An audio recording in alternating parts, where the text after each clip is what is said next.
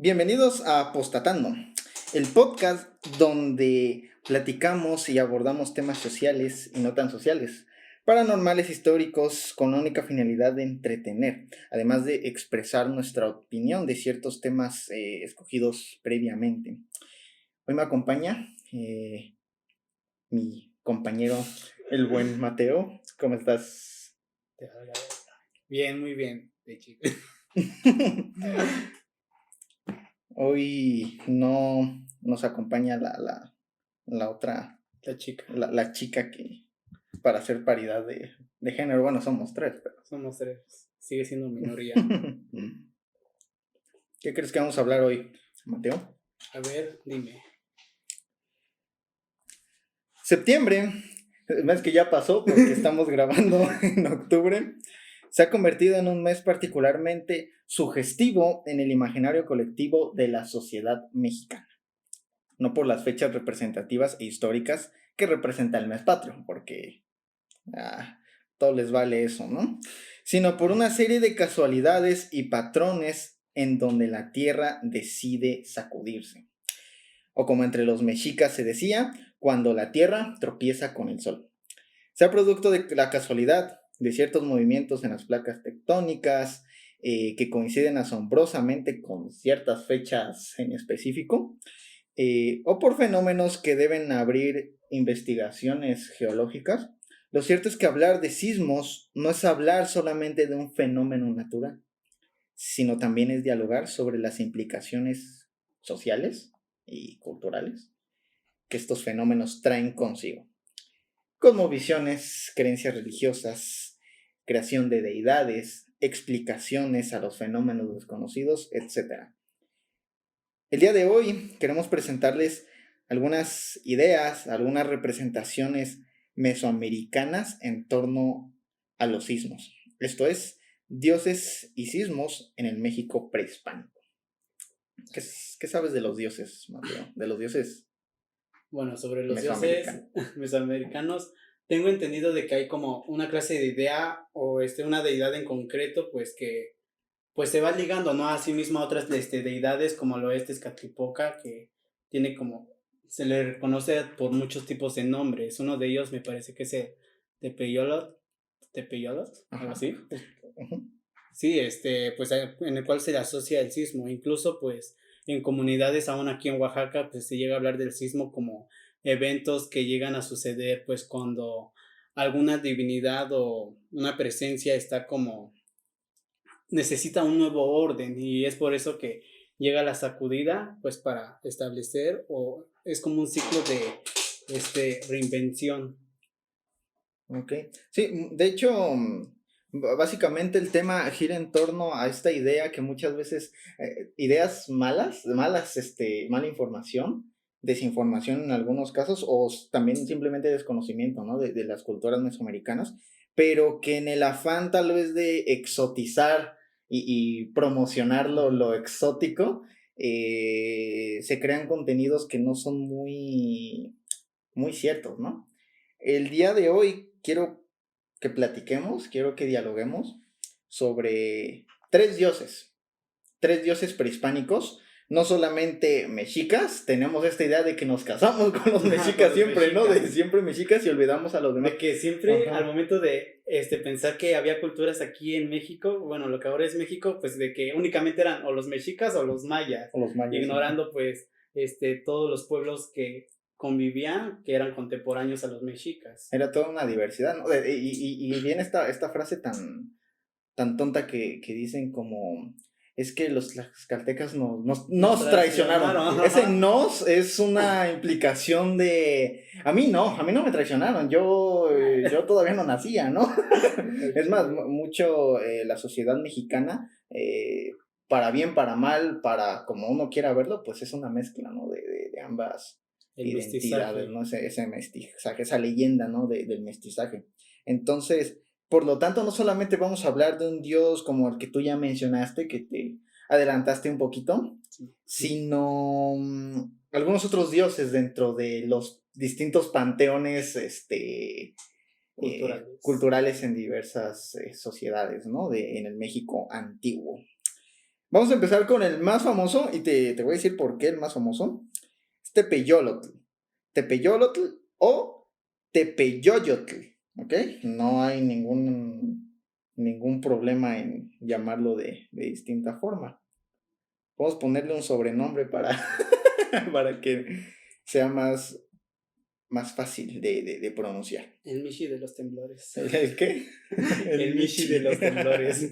Sí, porque es un Michi. Es el Michi. Es un jaguar. La figura mesoamericana más conocida para asociar temblores y dioses por la sociedad mexicana es el dios jaguar Tepeyolotl.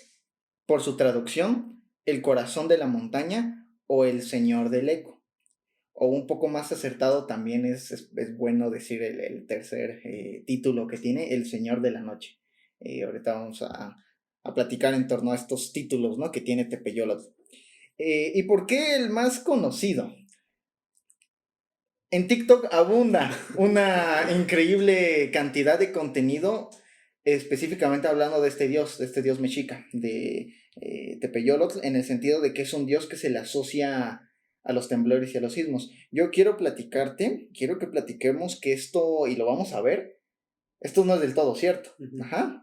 Quiero que veamos y más o menos pensemos cómo es que llega a construirse esta asociación, ¿no? Entre Tepeyolotl y los sismos, ¿no?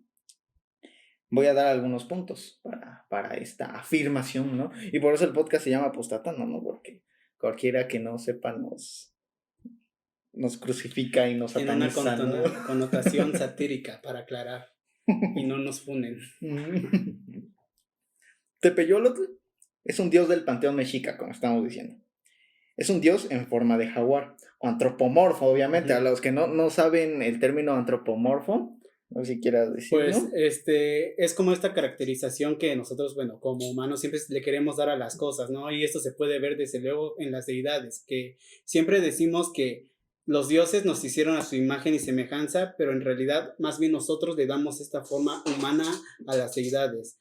Pues, sucede lo mismo con los animales, por decir así, a los furros, ¿no? De cómo se les empieza a caracterizar con estas formas demasiado humanas. Está también en leyendas antiguas, vampiros, hombres lobos, cosas por así.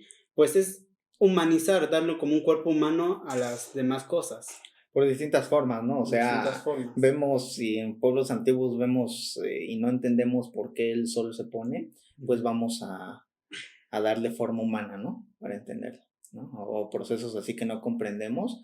La lluvia y por qué nos ayuda tanto y no lo entendemos, vamos a darle una forma humana, ¿no? Para que sea asociado más a nosotros, lo mismo con los animales, ¿no? Tepeyolotl habita en las cuevas y por esta razón de que es un jaguar y un jaguar habita en las cuevas, se le llama el señor o en el corazón de la montaña. Ajá, en el sentido de que las cuevas funcionan a modo de corazón y por eso este dios jaguar se va a vivir ahí. Y ya ahí empiezan unas connotaciones de que, bueno, se mueve y por eso tiembla, pero ahorita vamos a ver que eso, híjole. Si eres uno de los afortunados, dicen las leyendas, de escuchar su rugido por las noches, traerá consigo mal augurio, enfermedades, la muerte. O sea, imagínate un compa en la selva, ¿no? En la noche. Sí, muy probable que... Y escucha el rugido, que es un animal nocturno, el jaguar, y sale a cazar de noche. Entonces, imagínate escuchar su rugido. Ajá. Ya, la gente esta que hace TikToks de esto dice que el rugido era asociado al sonido que hace la tierra cuando se mueven los sismos. Sí tiene algunas interpretaciones de esto, no estoy diciendo que no, simplemente no es tan exacto, ¿ok? O sea, lo que estoy tratando de que platiquemos es que Tepeyolotl representa muchas cosas. Y la última de esas son los sismos. Ajá. O sea, y solo vienen que en dos frases que ahorita vamos a ver, ¿no? O sea, representa todo antes que ser un dios de sismos y terremotos, ¿no? Pero bueno, eso es lo que vamos a decir. Otro dato interesante es que Tepeyolotl no es un dios principal de los mexicas, es un dios secundario, así como el catolicismo, no sé, está la Virgen, que aquí en México tiene una connotación principal dentro de las creencias, pero hay otros santos en comunidades, en fin, ¿no? Que son secundarios a lo mismo con los mexicas, ¿ok? Primero estaban otros dioses, Tlaloc, Huitzilopochtli, o sea, muchos otros. Y hasta así relegado estaba este compa, ajá, me acuerdo de vez en cuando de este men, ¿no? Es el compa al que nadie le hace caso. Es como el compañero que tirotea, que lo bulean. A lo mejor y por eso hacen los sismos, ¿no? Así de la presión social, de que quiere hacerse notar. O sea, acuérdense de mí, culeros, y ahí me muevo. Ok.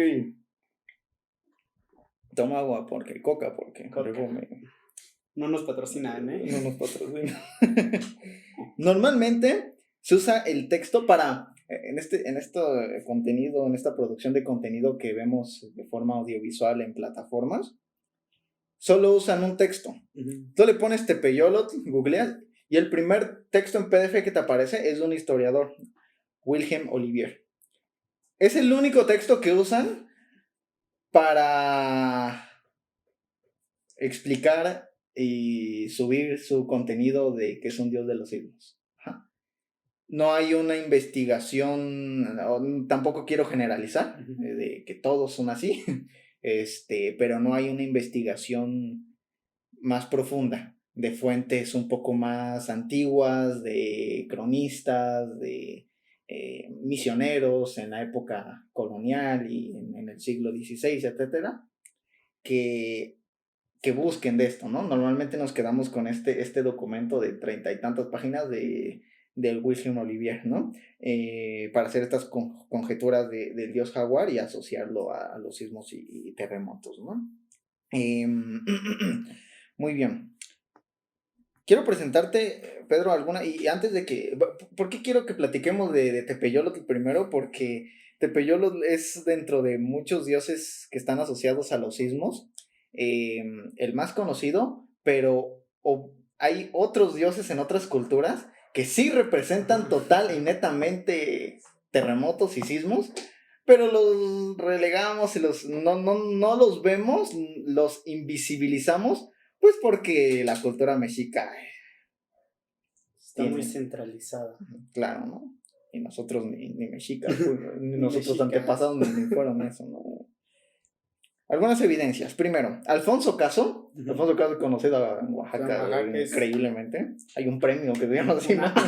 Es una figura muy reconocida aquí en Oaxaca. Entonces es fuente muy confiable. Muy confiable. Alfonso Caso considera Tepeyolotl, lo que estamos diciendo, un dios secundario dentro del panteón mexica. Y él lo asocia junto con otro arqueólogo que es Krikeberg. Como crico, ¿no? De cricoso que decía. Cricoso. Bueno, estos dos, Caso y Crico, lo asocia a una figura representativa de Tezcatlipoca negro. Porque hay muchos Tezcatlipocas. Sí. No sé, para la gente que tal vez no sabe un poquito de quién es Tezcatlipoca. Bueno, ¿lo dices tú o lo digo yo? Pues lo digo yo, voy a intentar dar una explicación, ¿no? Se supone que en el panteón, pues, de dioses mexicas, existen como 4 deidades principales, a los cuales, pues, a estos 4 se les considera Tezcatlipoca. Están el negro, el blanco, el rojo y el azul, siendo estos, pues, Tezcatlipoca, el dios como tal, Huitzilopochtli, ¿cómo se llama el otro? Quetzalcóatl y Xipetotec. Entonces, pues bueno, lo que tienen en común estos 4 es que se les conoce como Tezcatlipoca. Cada uno se le asigna un color y pues un punto cardinal, ¿no? Haciendo el norte, el sur, o occidente. Y pues Tezcatlipoca es una figura muy importante porque dentro de la cultura tanto mexica como pues de los pueblos de la náhuatl era una figura muy importante, ¿no? Se le llegaba a conocer incluso por muchos nombres. Uno de ellos, pues creo que tú ya lo habías mencionado, que esta era una deidad pues muy importante. Incluso hay muchos debates acerca de la importancia de este dios que se le consideraba omnipotente y omnipresente. Claro, o sea, lo que dice Mateo, no me acostumbro a decir Mateo, Mateo. es que Tezcatlipoca junto con Quetzalcóatl, Xipetop, ¿cómo? Chipetotec. No, es que siempre se me va, y Y Tlaloc, Huitzilopochtli. Huitzilopochtli, perdón, cada uno tiene un color.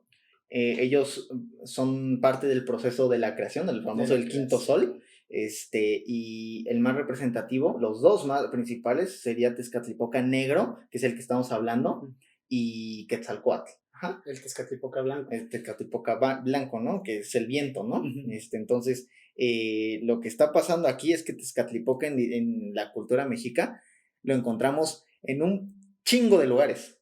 Ajá. O sea, y con diferente nombre. Con distintos En nombres. códices, en relatos, en pinturas. O sea, Tezcatlipoca es un dios, el término se llama polifacético en el sentido de poli, de muchos, y facético de facetas. Ajá. Entonces, muchas facetas, ¿no? O sea, Tezcatlipoca negro tiene muchas facetas y en ocasiones se confunde con otro dios. Lo que está tratando de decirle aquí a Alfonso Caso y Crico es que Tezcatlipoca es Tepeyolotl. Ajá. Y al revés, Tepeyolotl es una faceta de esto de Tezcatlipoca, ¿no? Convertido en jaguar. No sé si te acuerdas incluso el relato cuando Tezcatlipoca negro y Quetzalcóatl se van a madrear a los gigantes, a Zipactli, que es un cocodrilo, y después en uno de esos procesos él se transforma en un jaguar. En un jaguar, no sé si sepas, yo algo así pude leer. Pues sí, te refieres a la creación, ¿no? Ujú. De que para poder crear al mundo, estos tuvieron que, pues, luchar y derrotar a Zipacli, el cual era un cocodrilo, una especie de cocodrilo gigante, un mutante, y Un mutante. para lograr esa X-Men. tarea encomendada por su padre, Ujú. pues, Tezcatlipoca lo que hace es sacrificarse, ¿no? Ujú. Ofrece la carne de un dios que es una carnada, pues, muy tentadora para dicho monstruo, y que salga, ¿no? En ese momento él se transforma en un jaguar y su hermano se transforma en una serpiente gigante y entre los dos pues se lo putean. Hay una, hay una asociación muy cañona entre animales y dioses y Ajá. asociarlos. Vamos a ver algo. O sea, y estamos diciendo en primer lugar que Tepeyolotl no es un dios solito, sino Ujú. es una faceta de Tezcatlipoca. Ahí van otros datos de por qué es todo y al final es lo de los sismos, ¿no? El jaguar, el dios jaguar, y el jaguar estaba asociado al final de las eras. Ahí te va. ¿Por qué al final de las eras? Varios textos señalan el carácter nocturno de las apariciones del felino, como algo último en la noche. Ujú. Ajá. Lo cual está corroborado por la etología. O sea, la etología es esta rama en el estudio de los animales que busca el comportamiento, ¿no? Sí. Es algo que tengo entendido. Y el jaguar caza de noche. Y es entonces cuando aprovecha sus facultades visuales extraordinarias.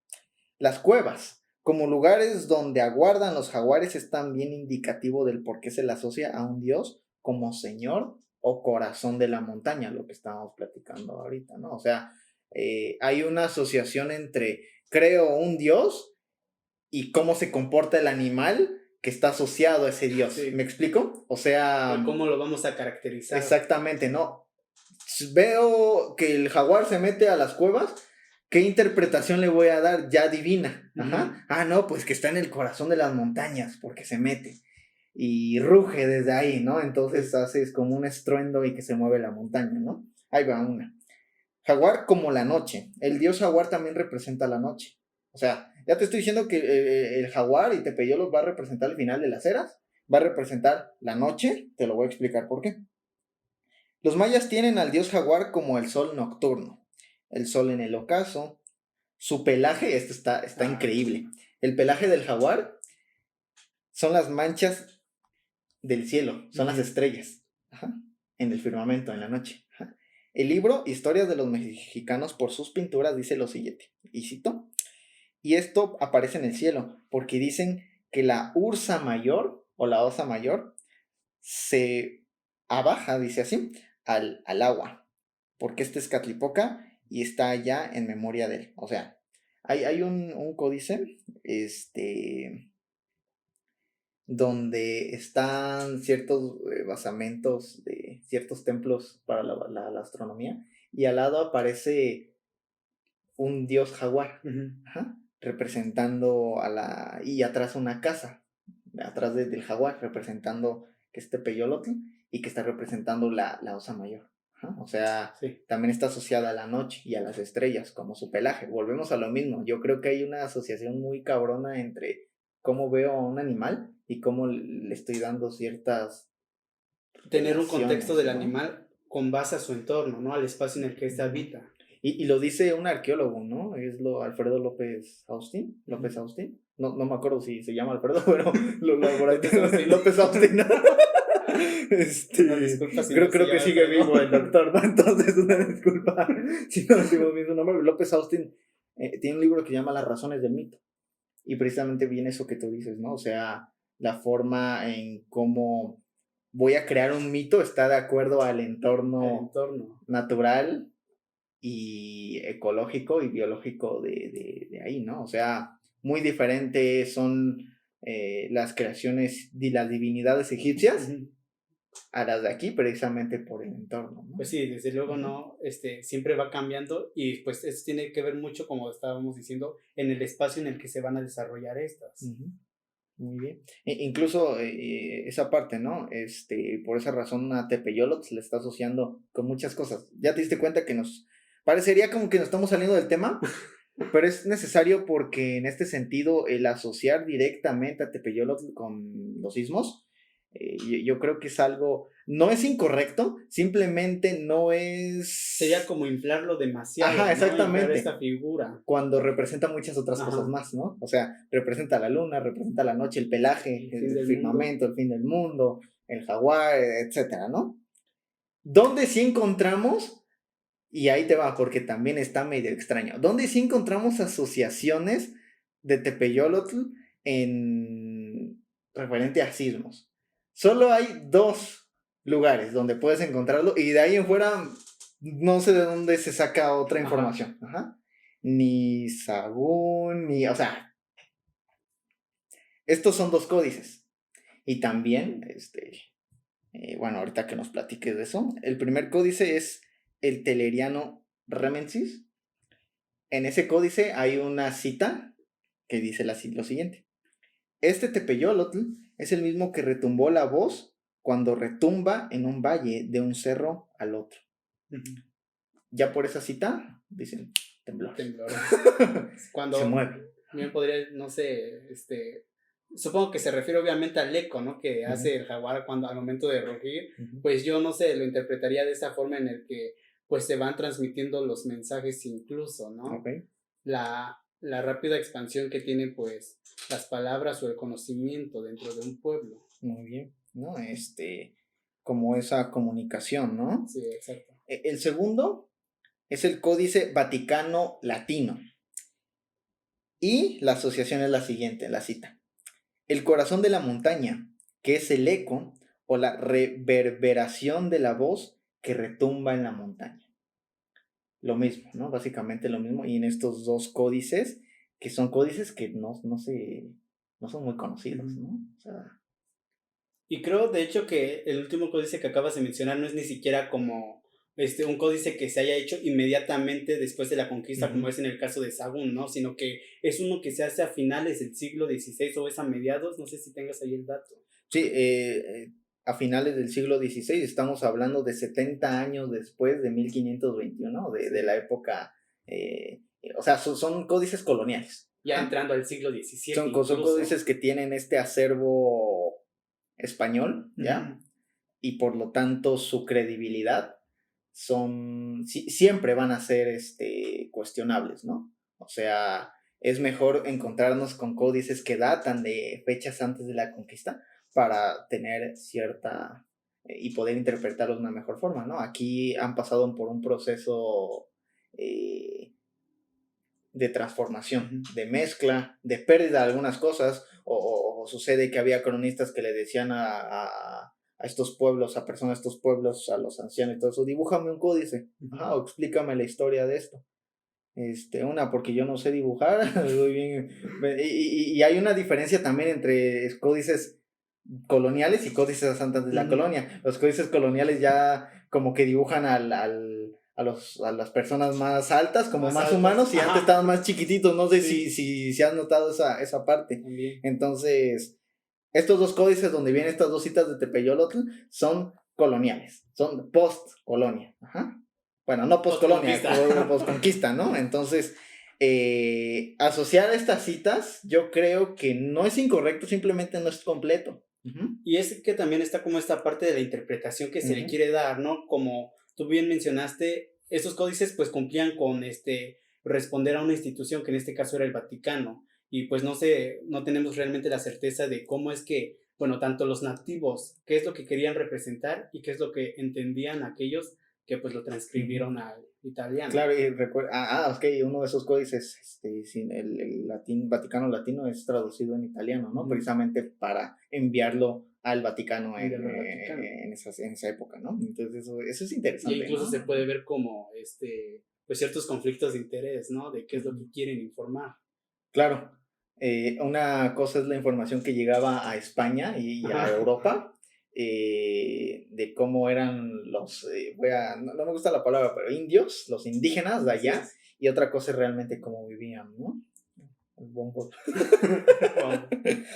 Pues que no sé. Entonces, hasta ahí vamos bien. Tepeyolotl es un dios de los sismos y terremotos, sí, pero los sismos son como su última preocupación. Exactamente, o sea, le gustaba que le dijeran que es otra cosa antes de sismos, ¿no?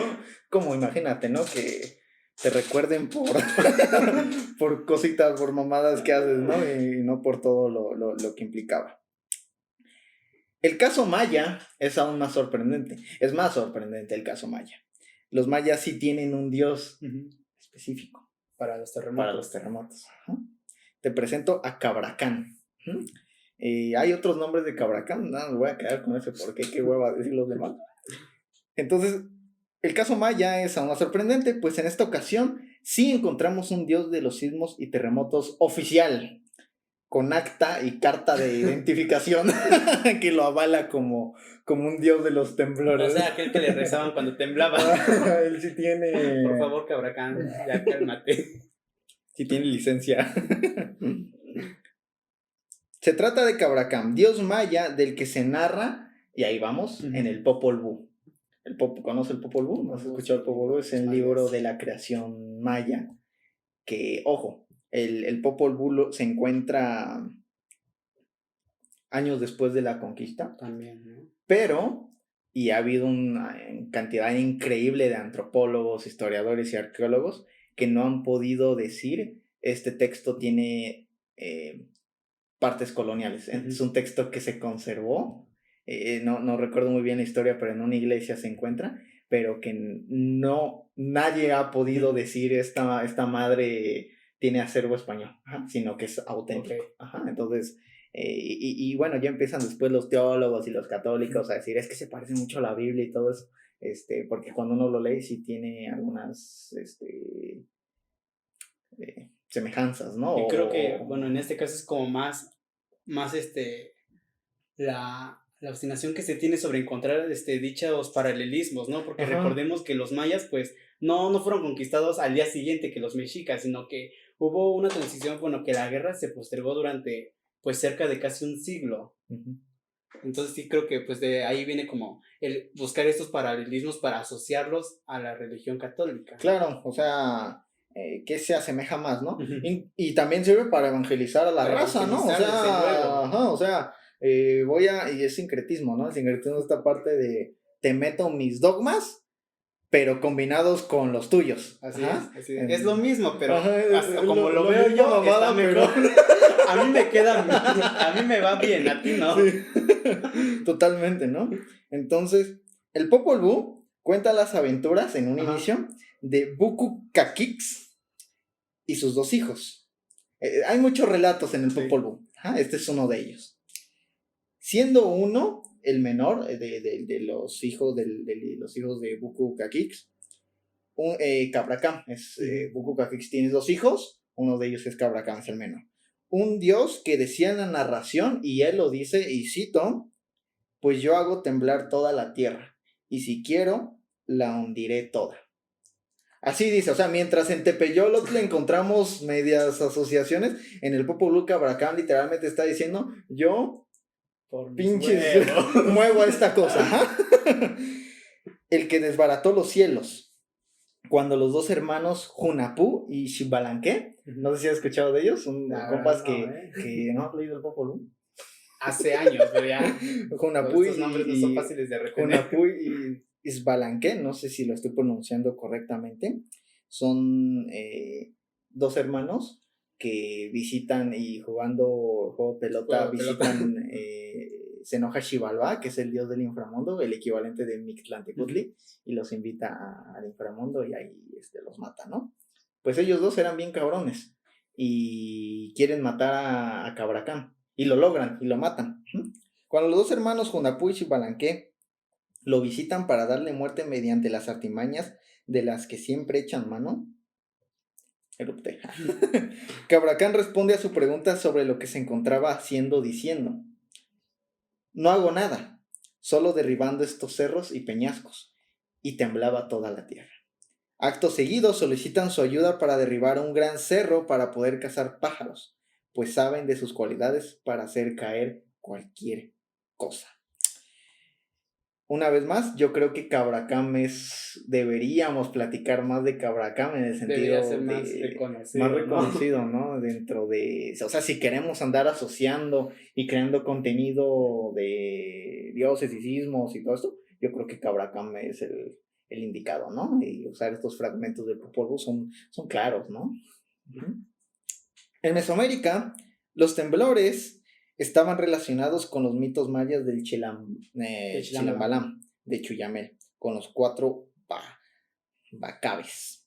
Cito, esta es una cita larga, entonces voy a tratar de leerla como un cuentacuentos, ¿no? Los temblores de tierra no eran casualidad peculiar del espíritu que se adoraba en el subterráneo de Tehuantepec, sino de todos los dioses sostenedores del cielo, es decir, de los 4 dioses de los vientos. Los temblores o terremotos que en la tierra había los atribuían a que los dioses que tenían en el peso el mundo se cansaban y entonces se mudaban, y aquella era la causa de los temblores. O sea, sostenían para que no se juntara la tierra con el cielo, sostenían así 4 güeyes así. Como un tipo Atlas. Ajá, ándale, como Diego. Así de... Ajá. Pero se cansaban, pues porque... Obvio, ¿no? Hay una diferencia entre un dios cristiano y un dios mesoamericano junto con los griegos, porque estos se equivocan. Sí. Los griegos y los mesoamericanos se equivocan y la cagan. Ajá. En cambio, los dioses cristianos son... Es la perfección. Ajá, o sea... O si la caga, pero hay un porqué de que la caga. Te justifico que la cagué, ¿no? En cambio, aquí pues se cansan, porque son... hasta cierto punto tienen cualidades humanas y se cansa de cargar.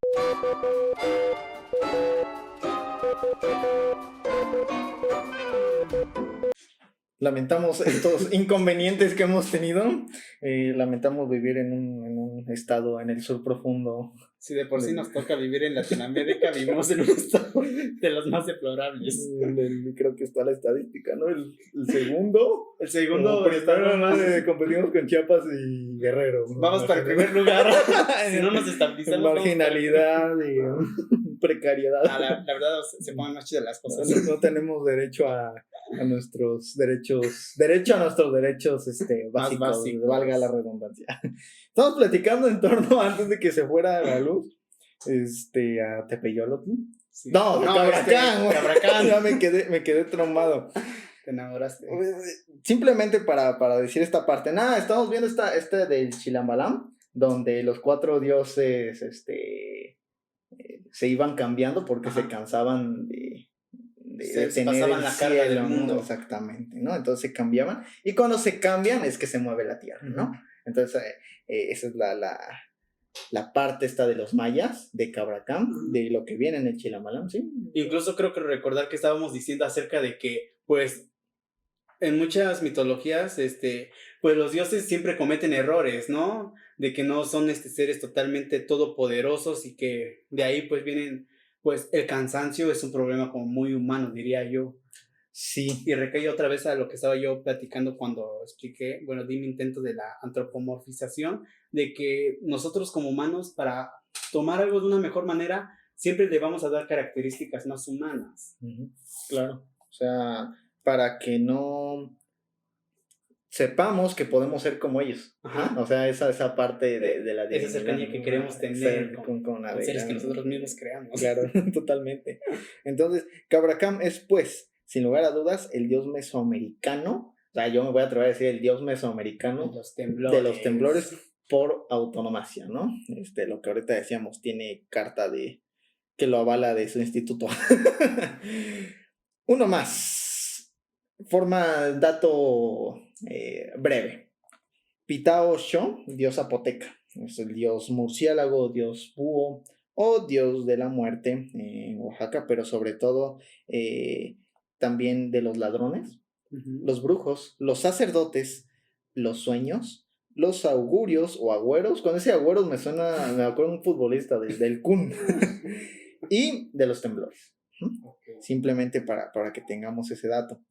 Estos son algunos de estas tres deidades que queremos platicar en torno a los sismos. Sin embargo, y yo creo que tiene que ir a colación en este tema de hablar de sismos y de cómo lo veían en época mesoamericana, en el México antiguo, en la época prehispánica. Hay algunos datos que sí son bien interesantes de cómo eran o cómo se concebían los sismos y los temblores antes de la conquista. Ahí te va la primera. ¿Estás listo? Tú dale. Lo que sí podemos decir sobre las representaciones que los mexicas, ya regresando a esto de Tepeyolotl, que ya lo platicamos, tenían respecto a los sismos y que conservan una vigencia actual en sus representaciones en códices, es el símbolo Ollin. El símbolo Ollin es un glifo, es un ojito. No sé, pueden ir a buscar, por ejemplo, el logo del INA, del Instituto Nacional de Antropología, sí. Es ese ojito. El Ollin, el glifo Ollin, significa movimiento. De tal forma que cuando los mexicas temblaba, y cuando tú encuentras en un códice el glifo Ollin, quiere decir que fue un año en el que tembló. Representa los terremotos. Incluso si el ojo está abierto, quiere decir que fue de día. Y si está cerrado es de noche. Que tembló en el día, que tembló en la noche. Eso es increíble, ¿no? Como lo representaba. En donde se dibujaba las capas de la Tierra dependiendo de la magnitud de un sismo. Nosotros aquí tenemos nuestro sistema para medir la intensidad de un sismo, ¿no? Ellos también. ¿Cómo era y cómo lo podemos encontrar en los códices? Está el pinche ojito y hay unos rectángulos divididos. Si encuentras dos rectángulos, quiere decir que fue un sismo que es la Tierra, que iba más profundo. Entre más rectángulos haya, más profundo es la Tierra, y por lo tanto, mayor intensidad fue el sismo. Esa es la forma en que ellos lo representaban, ¿no? Eso es increíble, esto está documentado, ¿no? Como Tepeyolotl. En 1490 tembló y apareció un fantasma, es otro dato, y apareció un fantasma que llamaron Toyohualitowa, anunciando alguna muerte.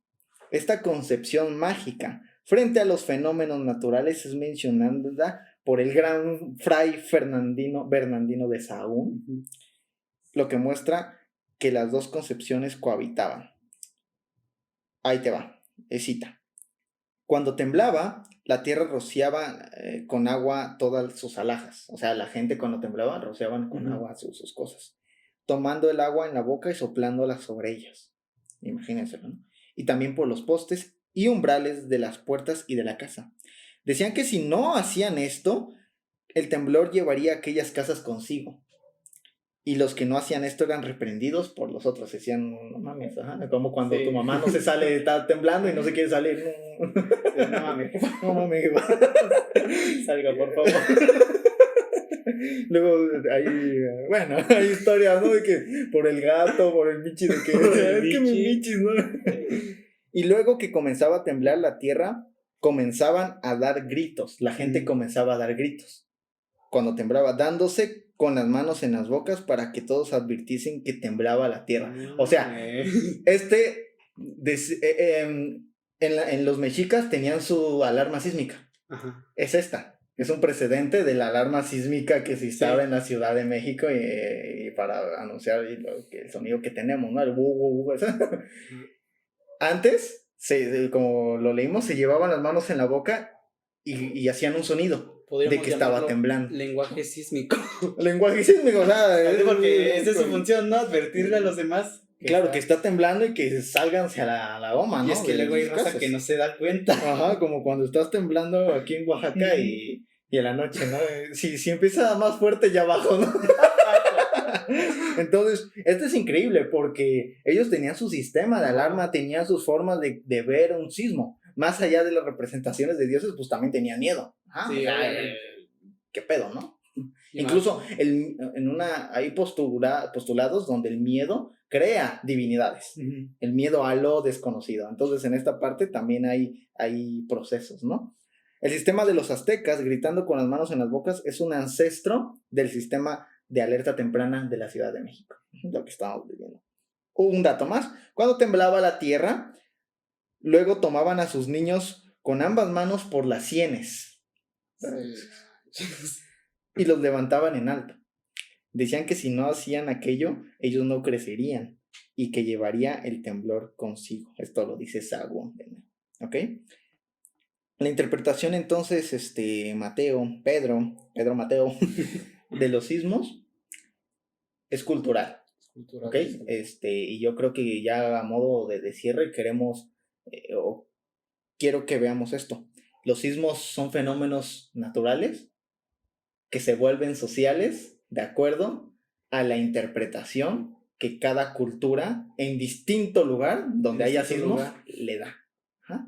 Así como a los sismos también sucede a los volcanes y a su erupción y a los astros y a los tornados, etc. Todo fenómeno natural se vuelve social porque convive con nosotros. Ajá, sí. Y en ese sentido nosotros le damos una interpretación para entenderlo, ¿no? Entonces eso es muy bueno. Bueno, muy interesante, ¿no?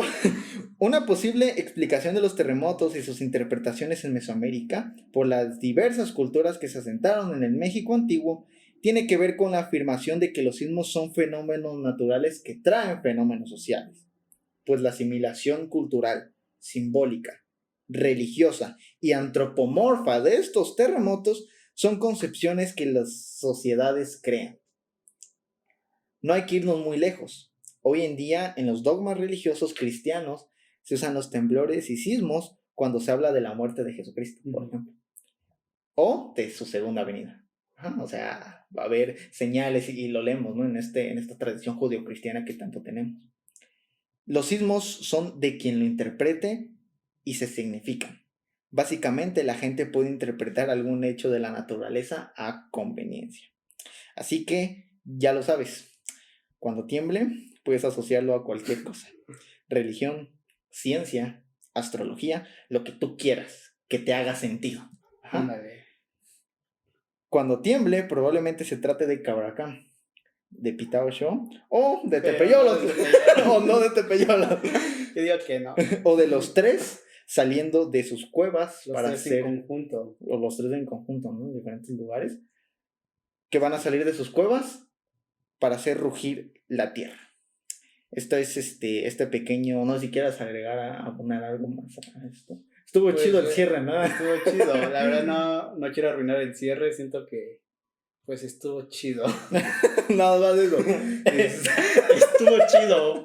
Amén. Y si yo lo digo, es verdad. Hasta aquí queremos platicar en cuanto a esto.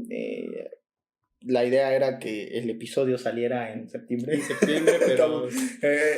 va a salir hasta diciembre, yo creo. Pero pueden ver en lo que se edita y todo. Nuestro editor. Se me fue su nombre. André y André. Nuestro editor aquí haciendo su chamba también. Hasta aquí dejamos el episodio del día de hoy. Espero haya sido del agrado para escucharlo mientras hacen tareas con un café o algo así. Y recuerden que en Apostatando siempre tratamos de traer un contenido tanto didáctico, pero entretenido, y en la medida de lo posible tratar de desmentir o no decir verdades a medias de las que a veces sí se puedan dar en otros espacios, ¿no? Profundizar y poder comprender. Exactamente, ¿no? Y en diversos temas, ¿no? Entonces, aquí la dejamos. Muchas gracias y buenas noches. Adiós.